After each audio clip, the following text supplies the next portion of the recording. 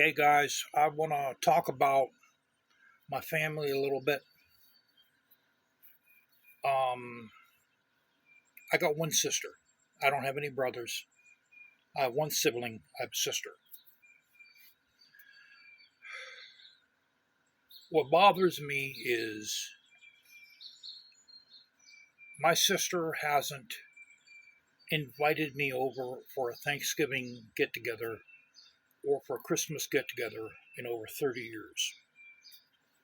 Over 30 years. And it used to really get to me where as soon as I think of it, I would just become severely depressed to the point to where I would get sick. And I'd have to be a fool if I said it still doesn't bother me. It doesn't bother me as much, but it does bother me quite a bit. And what it's all over is it's all over money. It's all over what you see in back of me right here. Because when my parents died, the house went to me. Because the house was when my father died, before my father died, they put the house. They made me partial owner of the house. They not a partial owner. They made me a co-owner. Okay. So when my father died, the house was in my name and my mother's name. When my mother died, the house went to me. And I've been living here since 1982. And she thought, since she was 4 years older than me, she thought when my mother died, the house would go to her. And that's what this is all over. For 20 years we didn't talk whatsoever. Now I'm partially communicating through videos. As far as I know, I'm not welcome on her property. She refuses to come on this property because it brings back too many memories. And it's like I said, I'm her only brother, and invite the goddamn guy over for one Thanksgiving or Christmas dinner in 30 freaking years. But I'm gonna tell you something. It's too late for all that, because when you disregard somebody for that long of a period of time, we're not talking about 5 years, 1 or 2 years, 5 years, 10 years. We're talking about a good 30 years. When you do that to somebody, when you do that to a family member for that long, and then if you would say, hey, would you like to come over for Thanksgiving this year? It would be like throwing a dog a bone to shut him up. That's what it would be like. It would be like throwing a cat, one of those little rabbit paws filled with kill the cat dead, just to occupy them and shut them up. It's too late. It's too late for that. There's been just too much time thrown away, and it's a shame. It is a real shame. All this time has just been lost, just lost forever.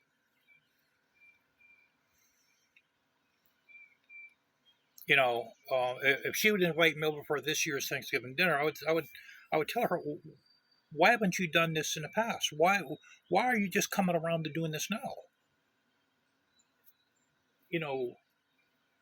When you hurt somebody's feelings, when you leave them out of your circle for this long a period of time, for 30 years, and then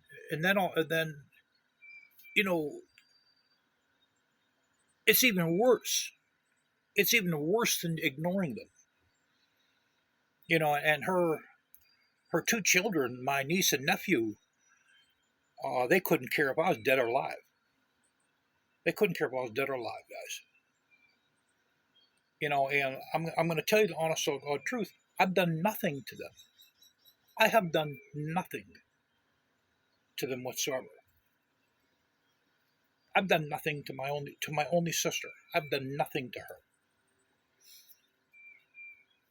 And every year when Thanksgiving comes around and when Christmas comes around, naturally those are family holidays, and it hurts quite a bit. It hurts quite a bit. Now, I have learned to be honest with myself about it. If I would say to myself, it doesn't hurt, that's the worst thing you can do. You have to be honest with yourself about this. It doesn't hurt like it used to, because now I've got the attitude where I just don't give a damn no more. I just don't care no more, because those feelings that I used to have, they're almost completely dissolved. I don't give a crap no more.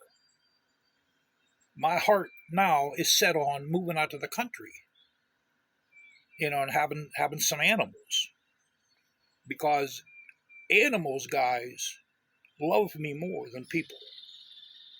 Animals love me more, well, not more than my wife. Outside of my wife, animals love me more than people do. That's why I love animals more than I love human beings. And you know what? You have to be in my shoes to understand that. That's why my dog that died, Max, he was like a brother and a father to me. And he was. To me, he was a brother and a father all wrapped up in one. And that's why his spirit still comes around and lays on the bed with me and my wife every now and then. We'll feel, while we're sleeping, we'll feel his paws pushing us, pushing our backs. And it's like yesterday, I didn't tell my wife this, but when I was getting up off the bed at night to go to work, I heard him jump off the bed. Now you're saying, oh, it was probably your other dog. No, my other dog, Keita, was in the living room. Every once in a while, we will hear him jumping off the bed and there's nothing there. Or we'll hear one of his barks, one of his real sharp, quick barks. That's how well I treated him. God is letting him, he probably put a good word in to God. And God's letting him come back every once in a while because he misses us so much. And that's why I love animals more than people. Now, like I said, with my sister, she has her right to feel the way she does. She's a human being. She has 100% right to feel the way she does. Maybe she doesn't. Maybe she's afraid of me because we used to fight when we were young, and maybe that's sunk in her head. Maybe she has a fear of me, but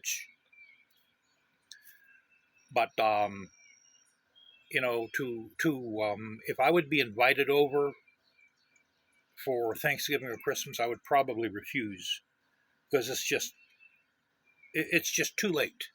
When you hurt somebody for this many years, it's over. It's too late to have your brother come over for a Thanksgiving or Christmas dinner. It's just too late to do that.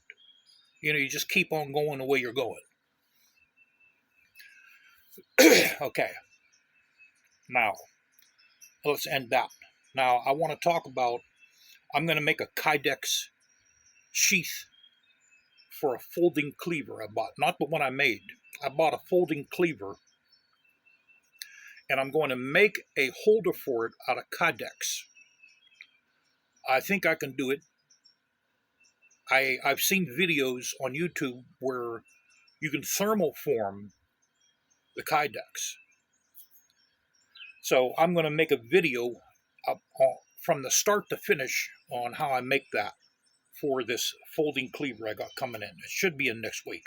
All the material also should be in next week. So happy Father's Day, by the way. And we're going to do some barbecuing today.